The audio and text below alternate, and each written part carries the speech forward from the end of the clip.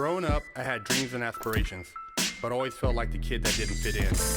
For the most part, I wasn't a bad kid, but when I made the transition into adulthood, I turned to the streets for guidance. This led to getting locked up in juvenile hall, doing time in CYA, and eventually a 120-month sentence in federal prison. I had a lot of time to think and reflect during my federal sentence, so I share with you what I learned, hoping I can positively influence someone else's life with Prison Talk.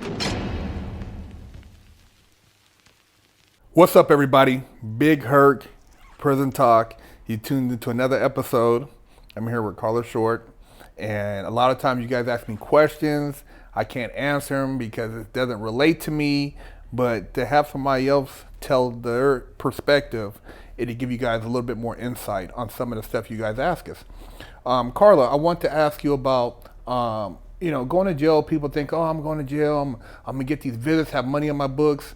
And it doesn't always work like that. What was your experience that, when you went to jail, getting visits and having people take care of you? Because I know men in prison depend on the women, but when women get locked up, the men don't treat them the same. And that's true.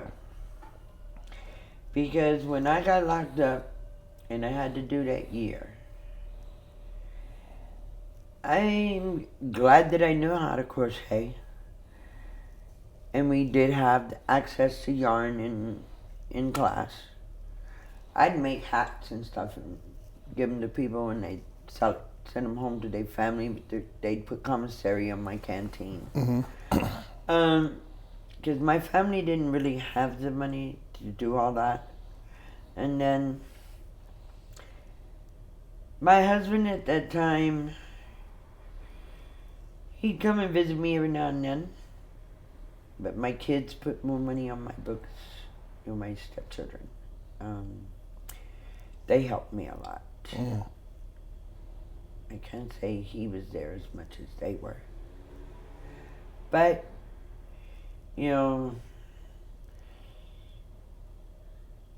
it's hard when you're in there because a lot of the times you don't have the funds to get what you need.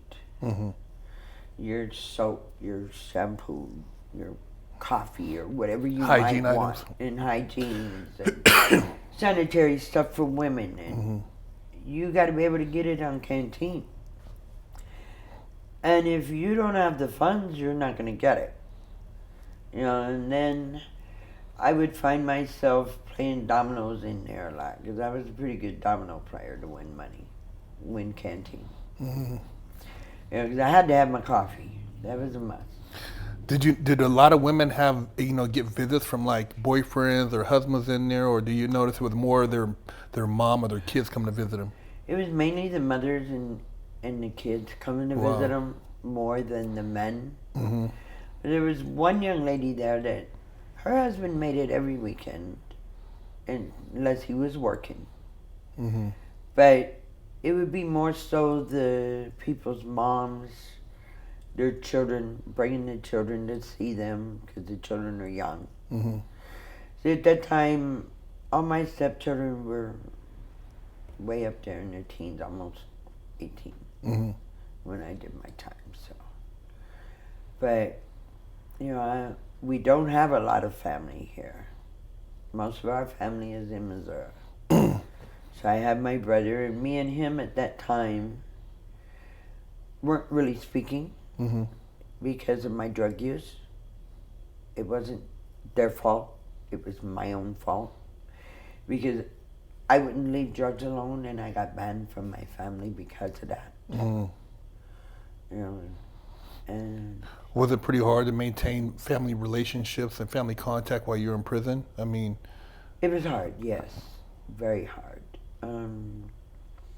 I'd see people getting visits, and of course it would make me sad. Mm-hmm. And, dealing with mental issues and being sad because you see others visiting and you're not, it makes it really hard. There was at times in my brain would go to tripping and contemplating what could I drink when I'm in the kitchen that would just knock me on out. Mm. And then I don't have to worry about nothing no more. And then there was other times, well, wait a minute. your mother's gonna need to. You can't kill yourself.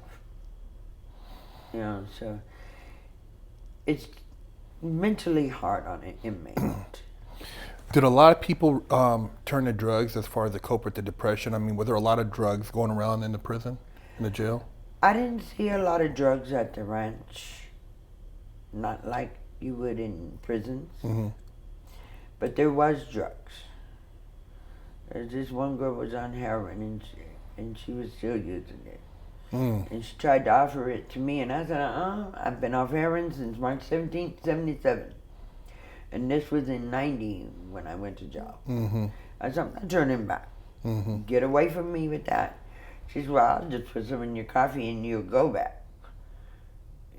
Once a dope fiend, always a dope fiend. I said, you put it in my coffee, I'm going to fuck you up. Simple as that. But it wasn't that many drugs. Okay. There was some, but not a lot. And then she was getting it from one of the guards. Oh, wow. Go imagine. Yeah, the guard was transporting it in. Yeah. Would you say like a majority of the drugs that did come in were through the guards, or because the visits you couldn't get it in through the visit, could you? There was no way you could get it through a visit. Yeah, because it's at the ranch. Yeah. Because it's a glass and a phone. Glass. Yeah, you have to. Yeah. You're not in person. To where you could go like that. Exactly. So they had to come. There was no way it was going to come through that glass. So the only way that it could have got in there was from an employee. And what happens to the women? When the laundry people bring... Oh, and they sneak it into the laundry. Yeah. But that that's the only way it could have gotten in there. And what would happen if a woman came to, was in jail and she was pregnant? I mean, was she in the main line? Did they separate her, or how'd that... Have you ever seen him? It depended on the crimes. They had 1, 2, 3 dorms, and then they had the lockdown dorm, which had about 30 cells in the lockdown, and then they had these big dormitories where they just had rows of beds in it. And they would usually put them in the more mild-mannered crimes, because they had yellow and blue and gray or whatever colors. I don't remember the exact colors, but they had, their color codes to each dorm. And this dorm had more minor crimes. This one was a little more major, and this one was bad. And that's how they segregated them. Okay. By crimes, where you stood in the crime ladder. So what if a woman had a child in jail? Did she maintain custody, or how did? No, I never seen a woman maintain custody. There was a couple there that were pregnant, and when it came time to deliver, they rushed them to UC Davis Hospital, where they have the jail ward in Sacramento. And then they would have a family member, or if they didn't have a family member, the child, unfortunately, would go into the system. Oh, wow. So it was either a family member or the system. One or the other. One or the other. Wow. That would get the child. I never once seen a woman come back to the ranch in the year I was there with a child in her arms. Now, I know in some penitentiaries, they do have a certain area for mother and child. There's a few of them out there. Oh, well. But I would say the majority, no. Serious stuff, man. You guys ask us a lot of questions, so hopefully she answers some of your guys' questions. Big Herc and Carla Short, Prison Talk.